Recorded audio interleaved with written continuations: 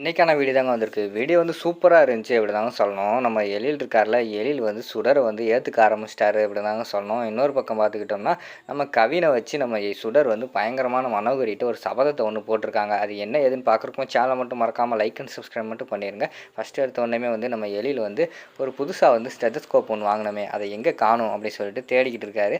அந்த நேரத்துல வந்து டிராயர் ஓப்பன் பண்ணா உள்ள வந்து நம்ம எழில் சுடர் வந்து சேர்ந்து கை வச்ச அந்த ஒரு மோல்டிங் இருக்குல்ல, அது வந்து இருக்கு. என்ன இந்த மோல்டிங் இங்கே இருக்குது, நம்ம வந்து அன்னைக்கு கோவத்தில் இந்த மோல்டிங் வந்து உடச்சோமே, இது எப்படி அப்படியே வந்து உடஞ்ச தடயம் கூட தெரியாமல் அப்படியே இங்கே இருக்குது அப்படின்னு சொல்லிட்டு அந்த இடத்துல யோசிச்சுக்கிட்டு இருக்காங்க. அப்போது வந்து சுடர் வந்து வராங்க.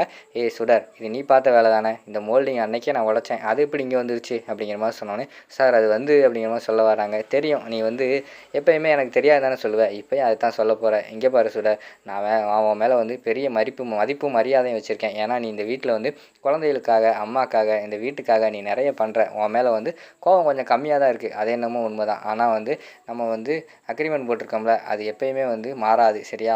அம்மாவுக்கு உடம்பு சரியானவனையும் இந்த வீட்டு போக தான் போகிறேன் அப்படிங்கிற மாதிரி சொல்லிக்கிட்டு இருக்காங்க. சரி சார், அதெல்லாம் ஞாபகம் இருக்குது அப்படிங்கிற மாதிரி சொன்னவனையும் அதை மனசில் வச்சுக்கோ அப்படிங்கிற மாதிரி சொல்லிவிட்டு அந்த இடத்துல வந்து கோவப்பட்டு போயிடுறாங்க. அடுத்து வந்து நம்ம சுடருக்கு வந்து புரிஞ்சு போயிடுது, இந்த மோல்டிங்கை வந்து திருப்பி ரெடி பண்ணி கொண்டு வந்து வச்சது இந்து அக்கா தான். இந்து அக்கா எங்கே இருக்காங்கன்னு தெரியலை, ஆனால் இங்கே இருக்காங்கன்னு சொல்லிட்டு நான் ஒரு நம்பிக்கையில் தான் பேசிக்கிட்டு இருக்கேன். கண்டிப்பாக வந்து குழந்தைகளையும் எல்லி சாரையும் நான் விட மாட்டேன், கண்டிப்பாக அவங்களை நல்லா பார்த்துக்குருவேன்க்கா அப்படிங்கிற மாதிரி சொல்லிட்டு அந்த இடத்துல பேசிக்கிட்டு இருக்காங்க. இது எல்லாத்தையுமே அந்த இடத்துல வந்து இந்து பக்கத்தில் நின்று கேட்டுக்கிட்டு இருக்காங்க. பரவாயில்லையே சுடர், இப்போவாவது இந்த அக்காவை பற்றி உனக்கு புரிஞ்சதே அப்படின்னு சொல்லிட்டு அவங்க ஒரு பக்கம் யோசிச்சுக்கிட்டு இருக்காங்க.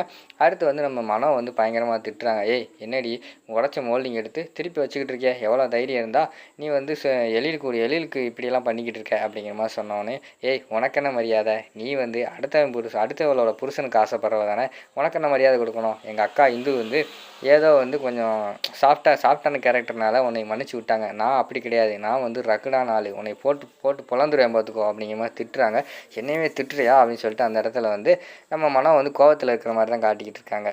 அடுத்த சீனில் வந்து நம்ம கவின் அவங்க ஸ்கூல்லேருந்து கால் வருது.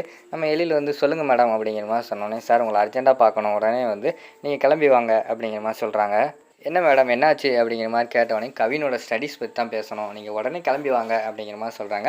சரி மேடம் கிளம்பி வரேன் அப்படின்னு சொன்னோடனே, உங்கள் ஒய்ஃப் இருந்தால் அவங்களையும் கூட்டு வாங்க அப்படிங்கிற மாதிரி சொல்லிடுறாங்க. சரின்னு சொல்லிட்டு சுடரை வந்து, சுடர் உடனே வா, கவினோட ஸ்கூலுக்கு போகணும் அப்படிங்கிற மாதிரி சொல்கிறாங்க. சார் இருங்க சார், ஒரு 10 நிமிஷம் வந்து இந்த சாப்பாடு ரெடியானவொடனே கிளம்பிடுவோம் அப்படிங்கிற மாதிரி சொல்கிறாங்க. நீ உடனே வா, உங்கள் ஒய்ஃபை கூட்டுவான்னு சொல்லியிருக்காங்க, நீ வந்து உடனே வந்தாகணும், அதை அதை வந்து செல்விட்ட கொடுத்துட்டு வந்துடு அப்படிங்கிற மாதிரி சொன்னோடனையும் சரின்னு சொல்லிவிட்டு அவங்க வந்து சமையல் அப்படியே வச்சுட்டு அங்கேருந்து கிளம்பிடுறாங்க. அடுத்து வந்து ஸ்கூலில் தான் காட்டுறாங்க. ஸ்கூலில் வந்து டீச்சர் வந்து திட்ட ஆரம்பிச்சிடுறாங்க.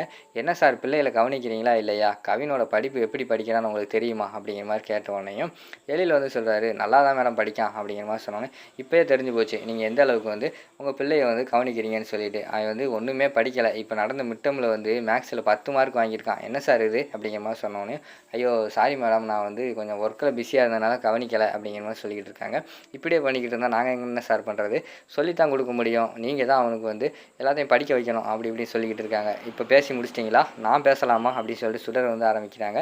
என்ன மேடம் நாங்கள் படிக்க வைக்கணும்னு சொல்லிக்கிட்டு இருக்கீங்க, நாங்கள் படிக்க வைக்கிறதா இருந்தால் எதுக்கு இங்கே கொண்டு வந்து விட்டு உங்களுக்கு 1,00,000 ரூபா காசை கொடுத்துருக்காங்க, உங்களுக்கு வேலை பார்க்குறீங்க, அதுக்கு சம்பளம்லாம் வாங்கிட்டு இருக்கீங்க, நீங்கள் படிக்க வைக்கிறத விட்டுவிட்டு எங்களை வந்து படிக்க வைக்கணும்னு சொல்லிக்கிட்டு இருக்கீங்க, இதெல்லாம் சரியில்லை. கவினெல்லாம் நல்லா படிக்கிற பையன் தான், 5 வரலும் நம்ம கையில் வந்து ஒன்று போல் இருக்காது சரியா, அவன் ஏதோ கொஞ்சம் கம்மியாக படிக்கான், அதனாலலாம் நீங்கள் வந்து அவன் படிக்காத பையன்லாம் சொல்லாதீங்க அப்படிங்கிற மாதிரி சொல்கிறாங்க. என்ன நீங்கள் ஓவராக பேசுகிறீங்க, நீங்கள் போய் பிரின்ஸிபல்கிட்ட டேரெக்டாக பேசிக்கோங்க அப்படின்னு சொல்லிட்டு கோவப்படுறாங்க.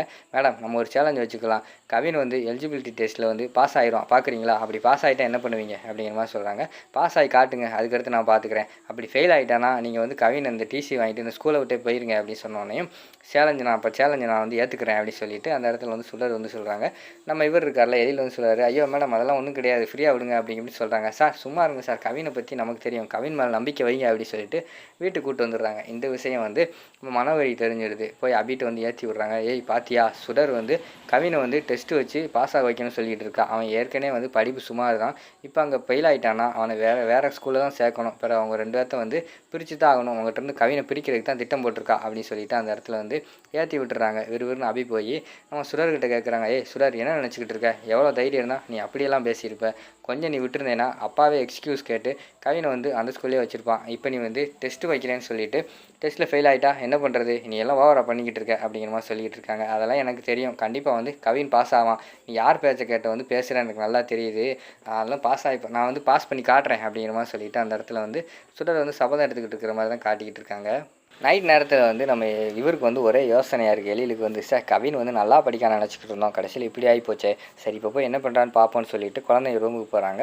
குழந்தைங்க வந்து பக்கத்து ரூமில் இருக்காங்க. என்ன கவின் எங்கே அப்படிங்கிற மாதிரி கேட்டவொடனே கவின் வந்து படிச்சுக்கிட்டு இருக்கான் டாடி, அதனால தான் நாங்கள் வெளியில் இருக்கோம் அப்படிங்கிற மாதிரி வந்து அபி சொல்கிறாங்க. சரி கவின் நல்ல பையனாட்டானே படிக்கானே அப்படின்னு சொல்லிட்டு உள்ளே போகிறாங்க. அவன் படுத்து தூங்கிட்டு இருக்கான். அதை பார்த்தோன்னே உங்களுக்கு பயங்கரமான ஷாக் ஆகிடுது. டேய் கவின் எந்திரான்னு சொல்லிட்டு எழுப்புறாங்க. சார் என்ன பண்ணுறீங்க, வாங்க வாங்க அப்படின்னு சொல்லிட்டு சுடரை வந்து கூப்பிட்டு போயிடுறாங்க. இது என்ன படிக்காமல் இப்படி பண்ணிக்கிட்டு இருக்கான், இன்னும் 2 நாள் எக்ஸாம் இருக்குது அப்படிங்கிற மாதிரி சொல்லிட்டு இருக்காங்க. சார் நீங்கள் ஒன்றும் கவலைப்படாதீங்க, நான் பார்த்துக்கிறேன், நீங்கள் எதுக்கு ஃபீல் பண்ணுறீங்க அப்படின்னு சுடர் சொல்கிற மாதிரி தான் காட்டுறாங்க. அதோட பார்த்துக்கிட்டிங்கன்னா அந்த எபிசோடு வந்து முடிச்சிடுறாங்க.